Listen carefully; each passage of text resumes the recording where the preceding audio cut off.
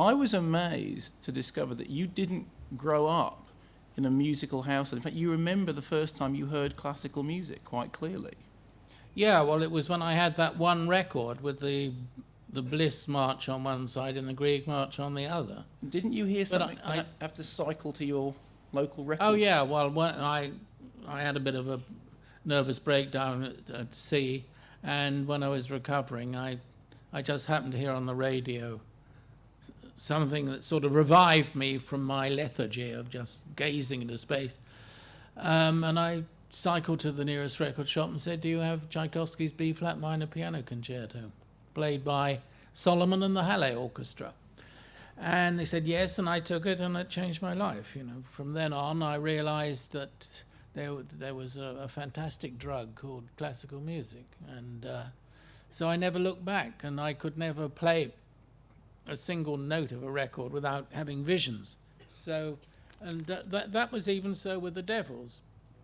And as I was writing the script, I played over and over Prokofiev's Third Symphony, which was based on his opera Fiery Angel. Fiery Angel, which was about possession in a convent. So, couldn't go wrong. I also played great chunks of the music when the nuns were freaking out in the cathedral, because that sort of got them going. You know, it's not that easy to cavort about, you know, in the Altogether, you know, with a lot of extras watching and electricians and God knows what. But when you have a sort of manic sort of, it's not music, it goes beyond music. It becomes almost a living, solid thing you can lose yourself in, then you can emote. And you'd done that before on... I did that with Glenda Jackson. With Glenda Jackson in, The Music Lovers, when she's freaking out on a wedding night in a railway carriage, rocking about on her way to Leningrad. She's an nymphomaniac, her husband's a homosexual, and I played Shostakovich, and that got her going. So music, well, they in silent days, you know, we were told that, and we know it's true, that to get the actors to emote in a scene, they had a pianist and violinist generally, you know, to create the right atmosphere, and still works. And is it true that the first time you ever heard The Rite of Spring, you, and I quote, took off all your clothes and danced? Shh, don't, no. Speak among yourselves. Yeah, I stripped off in my mum's living room and leapt about. Didn't know anything about ballet. She came in and said, like cup of tea, Ken? Naked and unashamed. Well, I was ashamed, actually, but still. And didn't you then have a short-lived career as a ballet dancer? Oh, yeah, it wasn't that short. Well, so I was 5 years learning and 1 month dancing, yeah. And my first I danced before the crown head of Scandinavia, King Gustav III of Sweden. Did he committed suicide immediately? No, he didn't. That's a joke. Poor joke. Yeah. So, but it's all useful, you see. And I also went to photographic school, and it all comes in useful. So I know about choreography, you know, and I can use a camera. You also, even before you got to making feature films, you knew about controversy, because didn't one of your monitor films have questions asked in the Houses of Parliament? Yes, I did a film on Richard Strauss that's still banned to this day from the BBC. It was shown once, and the Strauss family objected to me saying that Richard Strauss may have had Nazi tendencies. And so they banned it. Band-Aid. And that's never been lifted, the ban? No, it's still in existence today, because they wanted to show it in New York in a festival they had the other day, and BBC stopped it. But, You saw it where? At Mommy in Queens. Where? Mommy in Queens. The Museum of the Moving Image at Queen's. Oh, in America? Yeah, well, yeah. That wasn't from the BBC, that copy. It was from an obscure pirate in Czechoslovakia, who shall be nameless. And before I show this, the second clip from Hell on Earth... Hey, did you like it?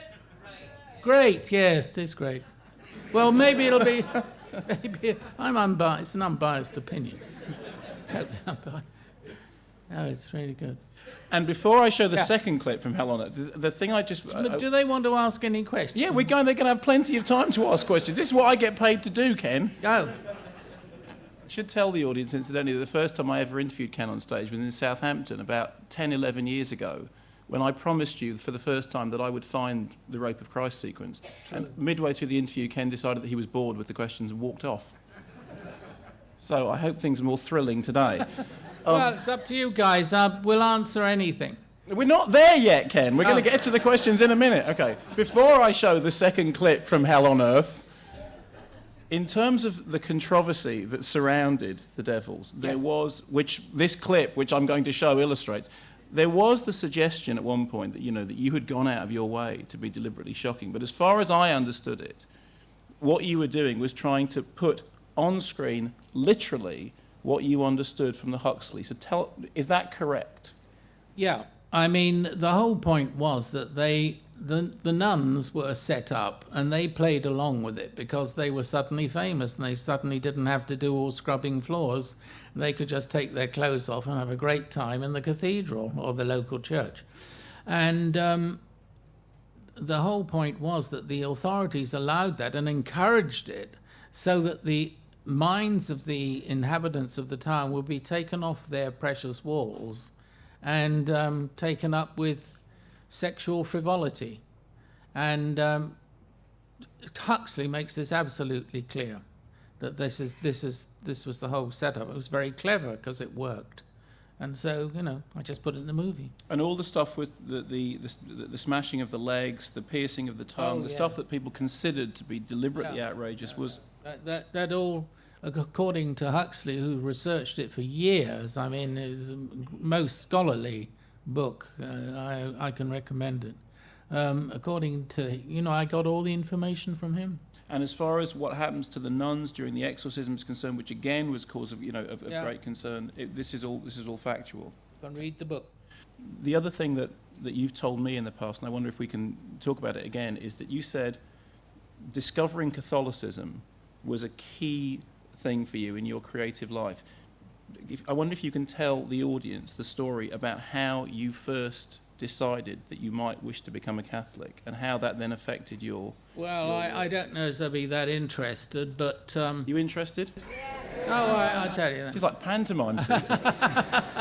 He's behind you.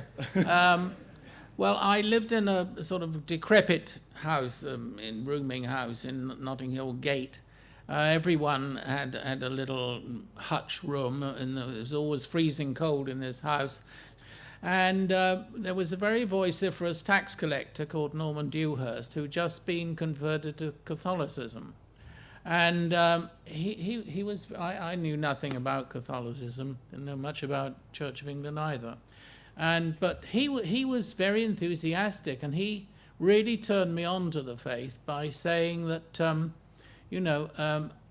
that God was a sort of spaceman in the sky, and if I joined up, I could be a space cadet.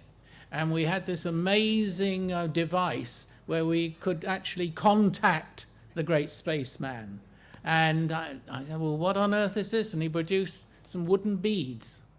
And by telling these beads, you're in direct contact. And I thought, this is science. I didn't know Catholicism was really science fiction. So I thought, I want to be a space cadet. So I went to the Poor Clares, who were really great. So after talking to them for 6 months, my little 16-year-old novice who'd instructed me said, I think you're ready now. So you go up to the Catholic Church in Notting Hill Gate, and the priest is waiting for you. He is waiting. And so I went up, and the priest said, "Well, it's a big, I'm going to baptize you. It's a big, big step. Is there anything you'd like to say before the irrevocable moment arrives?" And I said, "Well, to tell you the honest truth, I don't always believe." And he said, "Join the club." So I did, and lived happily ever after. So when I came to do The Devils, I thought I knew a bit about, the background of it all. But the effect of that, of joining the club, was that was really when your sort of filmmaking career began, Yeah. because you said it was like a light switch. Yeah, it was. From that minute, I couldn't do anything wrong. Everything sort of fell into my lap. So, thanks, space people. Because when it came out, I mean, so many people were troubled by, the religious implications of The Devils. I think it needs to be made clear that you never intended it as a sacrilegious film. You intended it as a political attack on the marriage of church and state. Is that That's correct? right. That's absolutely right. And it was condemned when it came out, but mostly by atheists, and the Children of Light, who, had never seen the film. But the fact that it was taught by the leading Jesuit professor of film at Loyola University in Chicago, I think speaks for itself, and he's still teaching it to this day. So he thought it was an okay film for Catholic filmmakers. And of course, he was head of the Catholic Ratings Association as well, absolutely. and gave it his Yeah. approval. And as far as through the rest of your work is concerned, without wishing to pursue this too far, how do you feel yourself now in relation to organised religion? Because, for example, I know your house, which has sort of religious iconography on the wall, although it has to be said, kitsch religious iconography. What's wrong with kitsch?